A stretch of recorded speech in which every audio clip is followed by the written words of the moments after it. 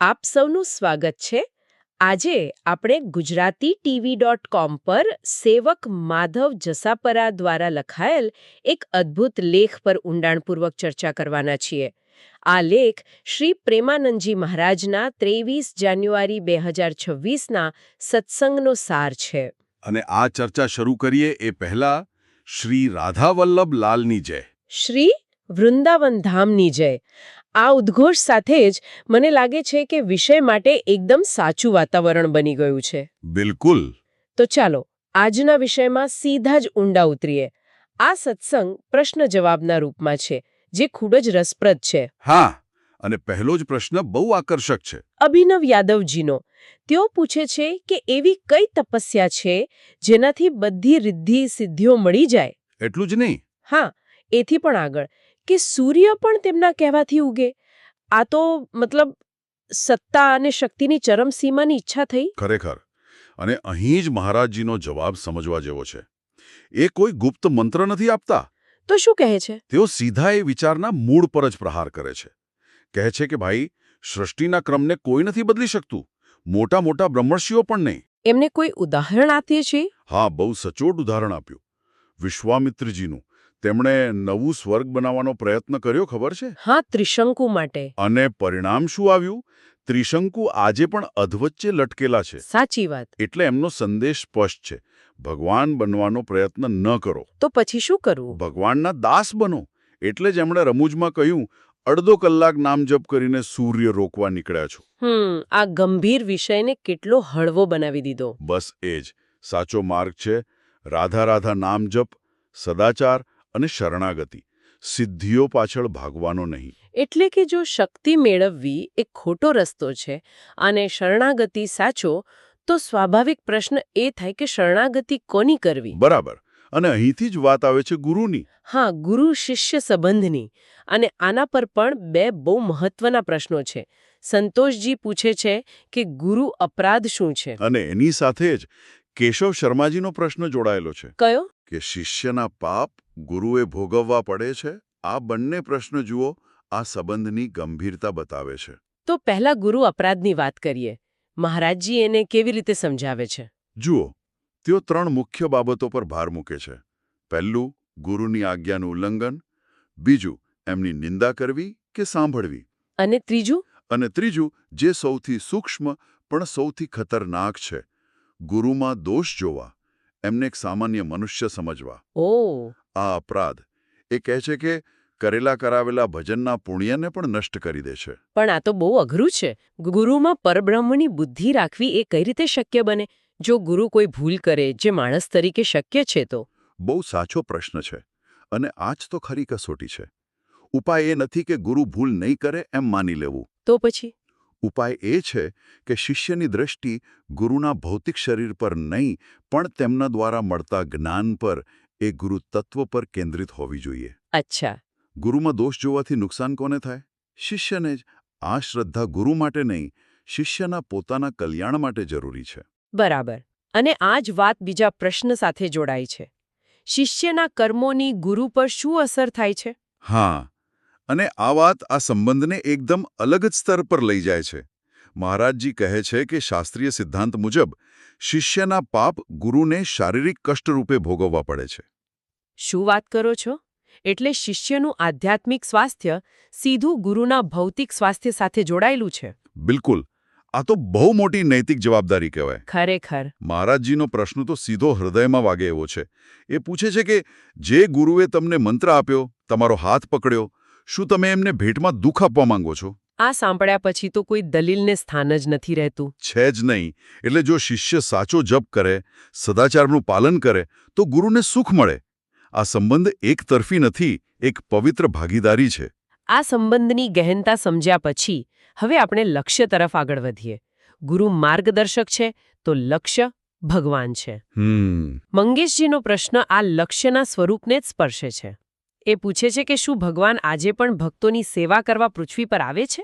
આહા. અને મહારાજજીનો જવાબ, મતલબ એ ભક્તિની સુંદરતાને પ્રગટ કરે છે. શું કહે છે તેઓ? તેઓ કહે છે, ભગવાન પ્રતિપળ પોતાના ભક્તોની સેવામાં હોય છે. પણ એમાં એક શરત છે.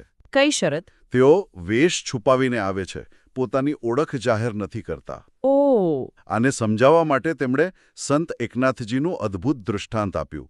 ભગવાન પાંડુરંગ પોતે શ્રીખંડિયા નામના સેવક બનીને એમના ઘરે રહ્યા.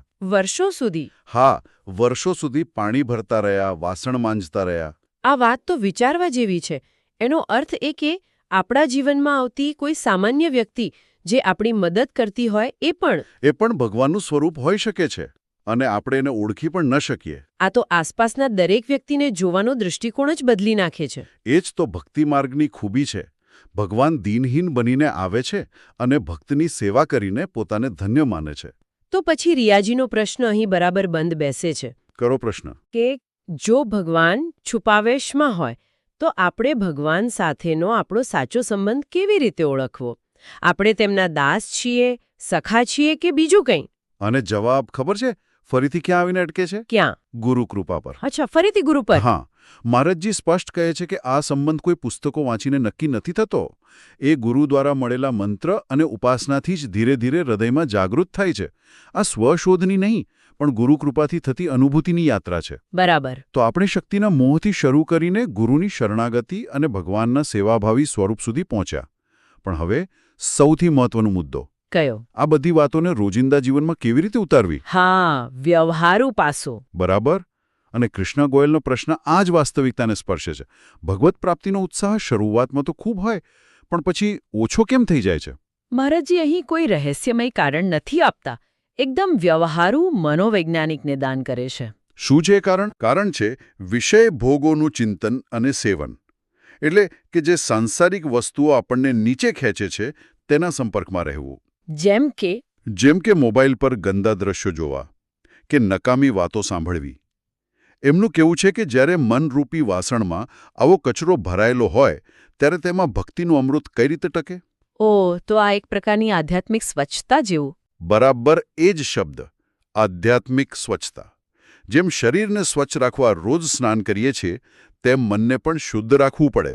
અને એનો ઉપાય શું બતાવ્યો છે? ઉપાય પણ એટલો જ વ્યવહારુ છે. 3 સૂત્રીય ફોર્મ્યુલા. 1. નિયમિત નામ જપ. ભલે મન લાગે કે ન લાગે, નિયમ નહીં તોડવાનો. બીજો? 2. પવિત્ર ભોજન. કારણ કે જેવું અન્ન તેવું મન. અને 3. સૌથી અગત્યનું, કુસંગનો ત્યાગ. એટલે કે જે વાતાવરણ અને લોકો ઉત્સાહ ઓછો કરે છે એનાથી દૂર રહેવું. બસ આ શિસ્તથી જ ઉત્સાહ ટકી રહે છે. અને આ શિસ્તની વાતને જ આગળ વધારતા નિશાનજી ગીતાનો સંદર્ભ આપીને એક એવો પ્રશ્ન પૂછે છે જે લગભગ દરેકના મનમાં હોય છે. કયો? ફળની ચિંતાવાળો? હા. ગીતા કહે છે, કર ફળની ચિંતા કર્યા વિના કર્મ કરો, પણ મન તો સતત ફળ પાછળ જ દોડે છે. આ કેવી રીતે શક્ય બને? હા, આ કર્મયોગનો સૌથી મોટો પડકાર છે. મહારાજજી અહીં પ્રારબ્ધનો સિદ્ધાંત સમજાવે છે. એટલે કે નસીબ. એક રીતે તેઓ કહે છે કે ફળ આપણા હાથમાં છે જ નહીં. તે તો પૂર્વકર્મોના સંચિત ફળ એટલે કે પ્રારબ્ધ પર આધારિત છે. પણ આ કેવી રીતે માની લેવું? મહેનતનું ફળ તો મળે જ ને? મળે, પણ કેટલોને ક્યારે મળશે એને નક્કી નથી. એટલે જે ઉદાહરણ આપે છે કે વધુ ભણેલો વ્યક્તિ બેરોજગાર હોય અને ઓછો ભણેલો કરોડોપતિ હોય, એવું કેમ બને છે? સાચી વાત છે. કારણ કે માત્ર આ જન્મની મહેનત જ ફળ નક્કી નથી કરતી. તો શું આનો અર્થ એ છે કે મહેનત કરવી જ નહીં, બધું નસીબ પર છોડી લેવું? ના, બિલકુલ નહીં. અહીં જ લોકો ભૂલ કરે છે. કર્મ કરવું આપણો ધર્મ છે, પણ ફળની અપેક્ષાથી મુક્ત થઈને. આ થોડું સમજાવો. જુઓ, ફળ પર ધ્યાન રાખવાથી નુકસાન શું છે કે નિષ્ફળતા મળતા જ તમે નિરાશ થઈ જાઓ છો. બરાબર. તું તારું શ્રેષ્ઠ કર્મ કર, પરિણામની ચિંતા મારા પર છોડી દે. હું જે કરીશ તે મંગલમય જ હશે. એટલે આખી ચર્ચાનો સાર એ જ છે કે સંસારના કામો કરતા કરતા પણ મન ભગવાનમાં રાખી શકાય છે. બિલકુલ. જેમ ભગવાને અર્જુનને કહ્યું, મામનુસ્મર યુધ્ય ચ. મારું સ્મરણ કર અને યુદ્ધ કર. હા, એમણે એમ નહોતું કહ્યું કે યુદ્ધ છોડી દે અને જંગલમાં જતો રહે. કહ્યું કે તારું કર્તવ્ય કર, પણ મન મારામાં પરોવાયેલું રાખ. તો આજે આપણી આ ચર્ચામાં આપણે સમજ્યું કે આધ્યાત્મિકતા એ ચમત્કારિક શક્તિઓ મેળવવા વિશે નથી. ના, પણ અહંકાર ઓગાળીને શરણાગતિ અને સેવાના માર્ગે ચાલવા વિશે છે. આપણે એ પણ જોયું કે ગુરુ શિષ્યનો સંબંધ કેટલો પવિત્ર અને જવાબદારીઓથી ભરેલો છે. અને ભક્તિ એ કોઈ હવામાં ઉડતી ભાવના નથી, પણ નામ જપ, સત્સંગ અને સાત્વિક આહાર જેવી દૈનિક શિસ્તના પાયા પર ટકેલી છે. અને અંતે ફળની ચિંતા છોડીને કર્તવ્યમાં મગ્ન રહેવું એ જ સાચી શાંતિની ચાવી છે. બરાબર. આ સમગ્ર ચર્ચા એક વિચારવા જેવો પ્રશ્ન આપણી સામે મૂકી જાય છે. કયો? ભગવાને અર્જુનને યુદ્ધના મેદાનમાં જ્યાં ચારે તરફ મૃત્યુ અને હિંસા હતી ત્યાં પોતાનું સ્મરણ કરવાનું કહ્યું. તો આપણે સૌએ વિચારવું રહ્યું કે આપણા આધુનિક જીવનનું યુદ્ધનું મેદાન કયું છે? શું તે આપણી ઓફિસની ડેડલાઇન છે, ઘરની જવાબદારીઓ છે, કે પછી આપણી અંદર ચાલતા સારા નરસા વિચારોના સંઘર્ષો છે? અને આપણે એ દરેક યુદ્ધમાં સતત ઈશ્વર સ્મરણનો સિદ્ધાંત કેવી રીતે લાગુ કરી શકીએ? આ ખરેખર એક ગહન વિચાર છે. આ અદ્ભુત જ્ઞાનનો સ્ત્રોત gujaratitv.com પર સેવક માધવ જસાપોરા દ્વારા પ્રસ્તુત કરવામાં આવ્યો હતો. રાધા રાધા. રાધા રાધા. આજના વિષય પર આપના વિચારો જાણવાની અમને ખૂબ ઉત્સુકતા રહેશે.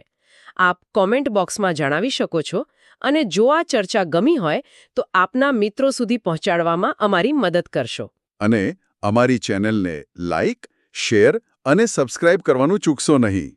રાધા રાધા.